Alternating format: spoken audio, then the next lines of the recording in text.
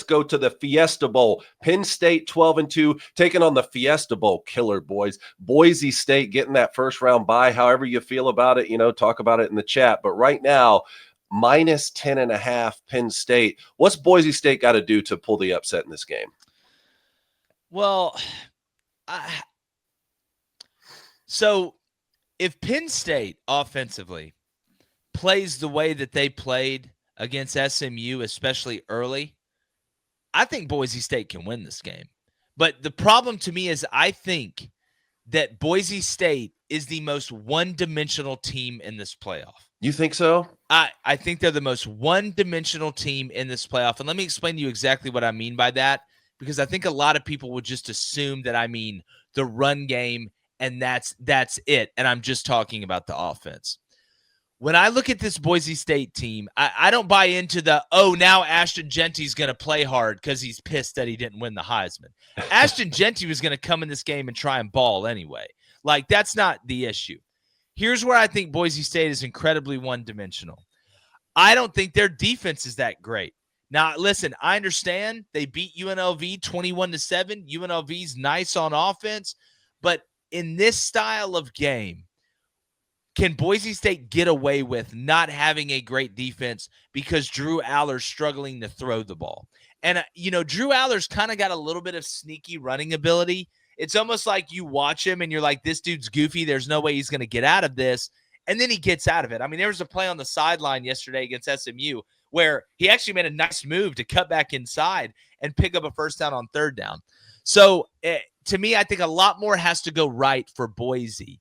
But if I'm a Boise State fan or player, what excites me the most is SMU's D-line kind of got after Penn State's ass a little bit on offense. So I don't think this is a dominant Penn State offensive line or that the advantage up front is as massive as what some people think.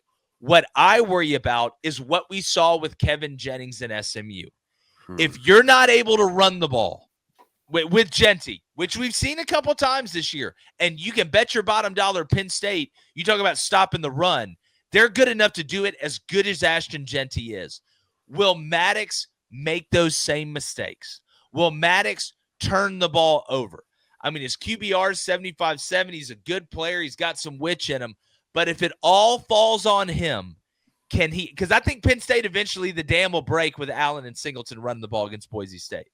I don't know if that dam will break for Penn State defensively.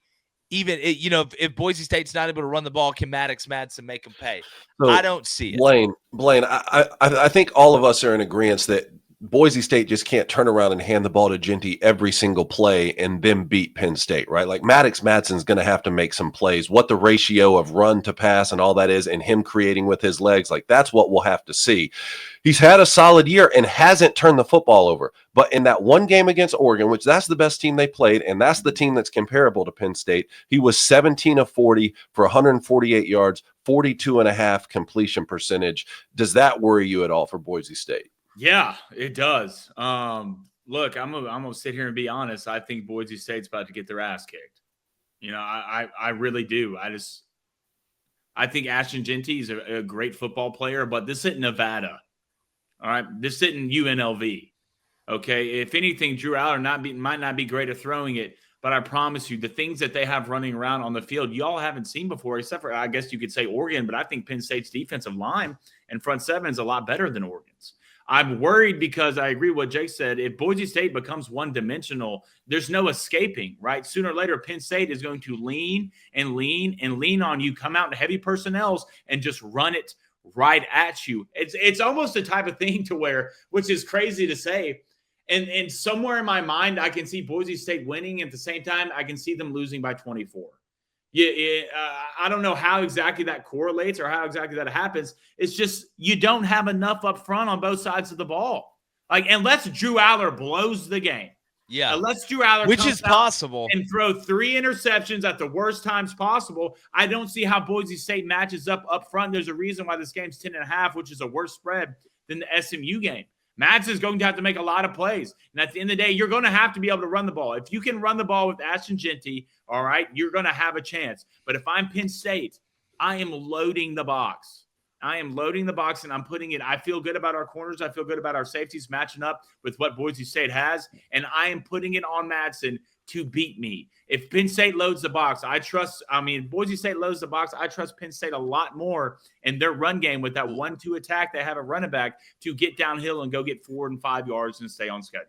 Well, and David too. Like we talk about this with Arizona State, and I think there's some parallels here. Mm-hmm. Like Ashton Jeanty, just like Scatabo is the spirit animal of Arizona State, that's who Jeanty is for Boise State. Sure. Like he's like the litmus test. Like if he's cooking, it's like everybody comes along. What happens if they're shutting him down? Like to go back to the point about turnovers, David, that you brought up, which is a really good one. Kevin Jennings had only turned the ball over 3 times in one game outside of Penn State. That's a great comp. And it was against Duke. Right? It was against Duke on the road in a game they won. Crazy game, 28-27 in overtime or whatever. Outside of that, he didn't turn the ball over multiple times through the air the whole year. Maddox has been even better before this game. But guys, Kevin Jennings is an elite runner. He's an elite runner, better runner than Maddox. And I know the way that college does, they put sack yards into rush yards, which is stupid. He had negative 25 yards against Penn State. So let's just play this out. If the run game is not working with Jeanty, Maddox Madsen is not going to be able to run around this Penn State defense. If Kevin Jennings can't run around him, Maddox Madsen is not running around him. So that means he has to beat them through the air. All right, so now you've really, really narrowed it. You've turned it from both runs being denied, quarterback and running back, to now we just have to throw the ball and hope that it works out. That is not a good way to go through life, even if your defense is – here's what would scare me if I'm Boise State. This is the nightmare – scenario outside of just getting drugged. It's that our run game isn't working. We can't move the ball on offense. Our defense is playing their butts off and keeping us in the game for a quarter and a half. A little bit kind of like SMU, but eventually that dam breaks. Even if Drew Aller throws the ball away a couple times, eventually Singleton or Allen is going to start hitting. And it's going to be like water against concrete, right? Over time, that crack develops. Then all of a sudden, the wall's breaking down at once. That's what would worry me the most. So that's why when I look at this game, I feel like the path is so narrow for Boise, and it's really just Ashton Jeanty's got to set everything else up. And if he doesn't, it's not going to work. Well, right now the point line is at 52.5. Now, I like the under. Obviously, what worries me most is like Penn State just kind of goes dumb against Boise State's defense, and you got a 48-10 sort of game. I think that's more likely than, say, a 33-21 type of game. But do you guys like the under right now with just how much these teams like to run the football and the percentage chance that Penn State either could make it ugly, or if it's close, it's most likely a low-scoring close game? I like the under, Blaine. I just think that, if Kotelnicki realizes, hey, kind of like this game against SMU, we're rocking them on defense. The run game is working. I don't want to give Aller a chance to screw this up. Like maybe they're like, look, we'll get out of here with a 27-10 win. We'll get out of here with a 24-7 win. That's kind of the way I see this game going.